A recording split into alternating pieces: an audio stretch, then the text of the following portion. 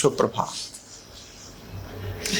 हर व्यक्ति अपने दैनिक जीवन में काम करता ही, लेकिन जो काम करता है वो कोई ना कोई एक एक्टिविटी करता है। और एक्टिविटी क्यों करता है? क्योंकि प्रोडक्टिविटी चाहिए। किसके लिए चाहिए? प्रोडक्टिविटी, उत्पादन क्षमता के लिए। तो कब एक्टिविटी उपयोगी है और कब एक्टिविटी उपयोगी नहीं है? कैसी एक्टिविटी प्रोडक्टिविटी के लिए अच्छी है और कैसी एक्टिविटी प्रोडक्टिविटी के लिए अच्छी नहीं है, अगर इसका ज्ञान नहीं है तो हम बहुत अधिक प्रोडक्टिव नहीं हो सकते। क्योंकि बहुत बार देखा होगा, व्यक्ति सुबह से लेकर शाम तक बहुत बिजी है, लेकिन प्रोडक्टिव कुछ नहीं हुआ।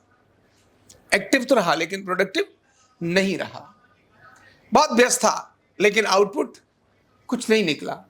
तो जिनकी एक्टिविटी प्रोडक्टिविटी के हिसाब से नहीं होती, उत्पादन क्षमता के हिसाब से नहीं होती, प्रगतिशील के हिसाब से नहीं होती, उनको कहते हैं 9 दिन चले 2.5 कोस, कहते हैं ना। तो जब भी आप अपने शेड्यूल को तय करते हैं तो आप अपनी एक्टिविटीज करते हैं, क्योंकि बिना एक्टिविटीज के प्रोडक्टिविटी संभव नहीं है। कुछ भी उत्पादन करना है तो कर्म तो करना ही पड़ेगा, लेकिन वह आपका कर्म उत्पादन की दिशा में ठीक नहीं है, प्रोडक्टिव नहीं है, रिजल्ट ओरिएंटेड नहीं है, तो वह आपका कर्म आपके समय को क्या कर रहा है? खराब कर रहा है।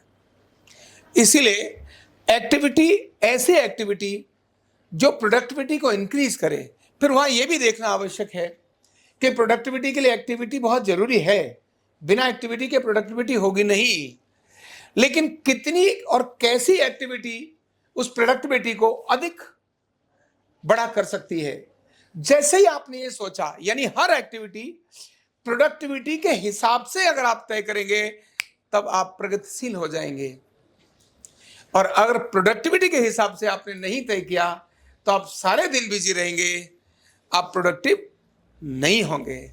बहुत सारा काम किया, बड़े पसीने बहाए, लेकिन रिजल्ट शाम को कुछ भी नहीं आया। बिल्कुल जैसे ही कि एग्जाम के अंदर बच्चा लिख तो रहा था, एग्जाम के अंदर उसने 1 नहीं 2 नहीं 3 कॉपियां मंगा ली, बाद में रिजल्ट कितना आया? तो 100 में से 20 नंबर आए। क्योंकि टीचर को लगा भाई इतनी कॉपियां भरी हैं तो कुछ तो दे दो, पर पास तो होने के लिए 33% मार्क्स जरूरी थे। कॉपियां भरना ये महत्व की बात नहीं है। जो पूछा, जिस काम के लिए आपसे बात करी, वो कितना हुआ, जैसे ही आप उस पर फोकस करेंगे, आप अपनी एक्टिविटी को प्रोडक्टिविटी के हिसाब से लेकर जाने का अभ्यास करेंगे, तब आप अधिक प्रोडक्टिव हो जाएंगे। और अधिक प्रोडक्टिव पर्सन ही सबको पसंद आता है। अधिक प्रोडक्टिव पर्सन ही प्रगति की तरफ जाता है। तो प्रोडक्टिविटी तय करनी है, उसके हिसाब से ही एक्टिविटी तय करनी है।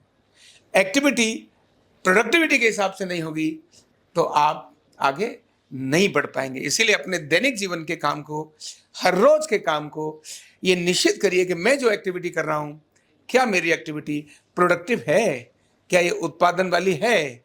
वो ऐसी भी हो सकती है कि आज अभी दिखाई दे रही होगी कि कोई ऊपर उत्पादित नहीं लग रही, लेकिन उसकी वैल्यू उसमें है।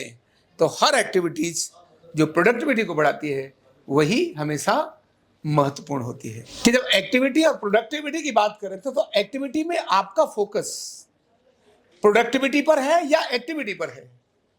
जब भी आपका फोकस सिर्फ एक्टिविटी पर रहेगा और प्रोडक्टिविटी से हट जाएगा, तब प्रोडक्टिविटी गिर जाएगी। तो एक्टिविटी करते हुए आपका फोकस कहां रहना चाहिए? प्रोडक्टिविटी पर रहना चाहिए। जैसे ही प्रोडक्टिविटी पर फोकस होगा, आपकी एक्टिविटी भी अच्छी और बढ़िया बनती चली जाएगी। Thank you so much.